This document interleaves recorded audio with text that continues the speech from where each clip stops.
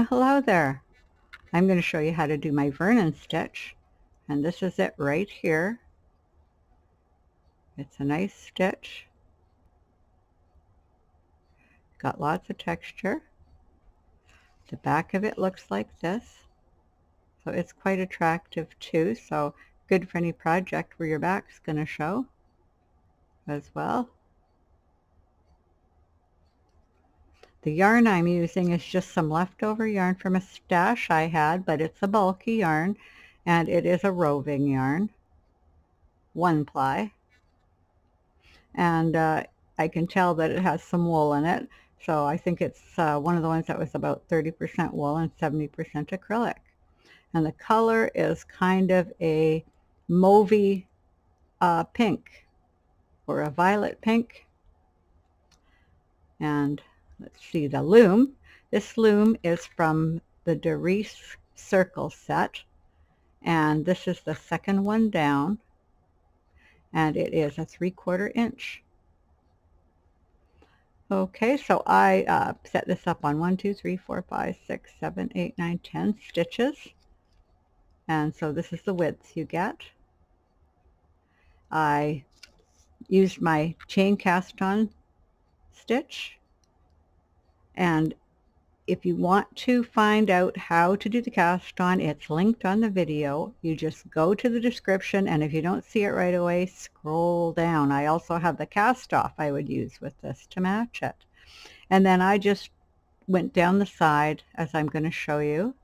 This stitch doesn't curl, and so and it goes nice and straight, so you can use it for blankets or for anything, and it looks good in the round as well. Okay, so we're going to get going now. This is a 3-row stitch, and the first stitch is my kernel stitch. So basically, to do that, and as you see, I just have an end peg, and I did no side pegs of any kind, just the pegs at the front and the bottom, and we'll start by doing that stitch. Now, how you do the kernel stitch is you go in front of the peg, come behind.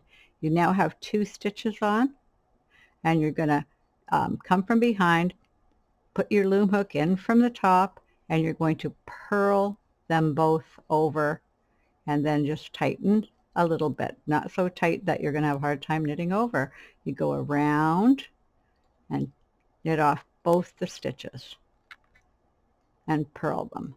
Okay, go behind, loom hook through, pick it up and purl both the stitches.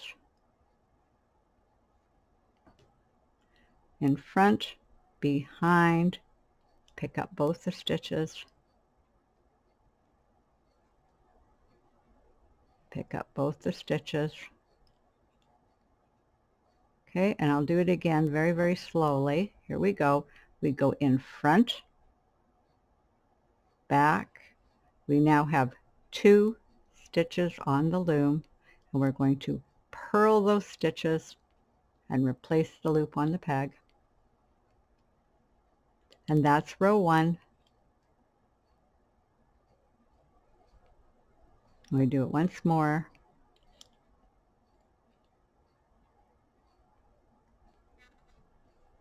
And then I'm just going over nice and loose, knitting and coming back. And now we have row 2. And I always write down what we're doing. And row 2 is owl eye.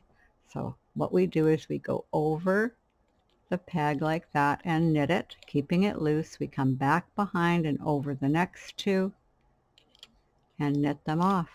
Whatever peg we're on, we call peg 1. We go in front of it, over peg 2, and knit it off. On peg 1, go over 1 and 2 and knit it off.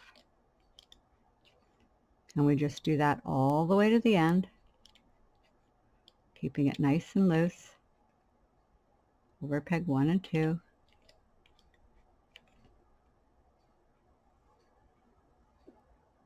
Get my yarn here out of the way. Ball is rolling all over the place. Go over these next 2, and then we go over the end peg and knit it off. We're going to come back.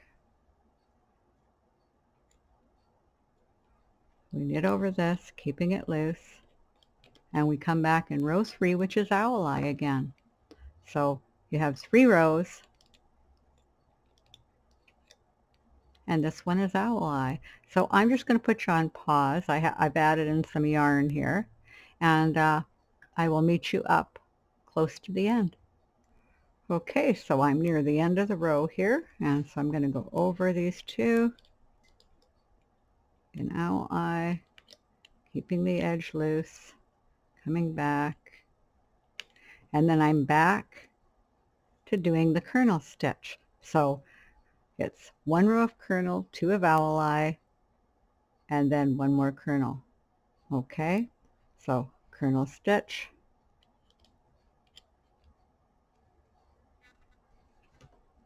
now we're going the opposite way because it's a 3 row stitch that we went kernel stitch last time. So you can see what it looks like going this way. I'm doing it kind of fast, but you go over, behind, knit it, or purl it, purl it, and purl, go over, behind, now purl off the 2. And we'll just finish the row, and then we'll have a look at it and stretch it out and look at the stitches. You can see what it looks like now that we've gone further down. Don't you twist on me, badly yarn. Okay, and over. And just to secure it, I'm going to go over it again. I want to make sure this stays on the loom. Okay, now you can see that we've got it a lot bigger and we've gone down this far. So I'm just going to stretch to set the stitches a little bit. There we go. Now you can see what it looks like. Come close. I come to the side so you can see the texture. Beautiful texture. And we go to the other side.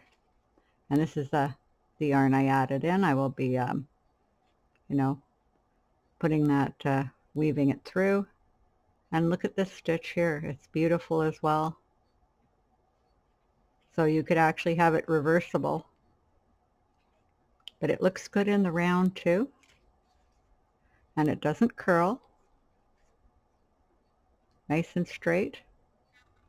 And stretch it out perfectly here. There we go. But there it is, nice and straight. Okay. And so I think that's everything you need to know. So enjoy. It's a beautiful stitch to add into projects. Okay, we'll see you in a bit. Next time. Hope you enjoyed it.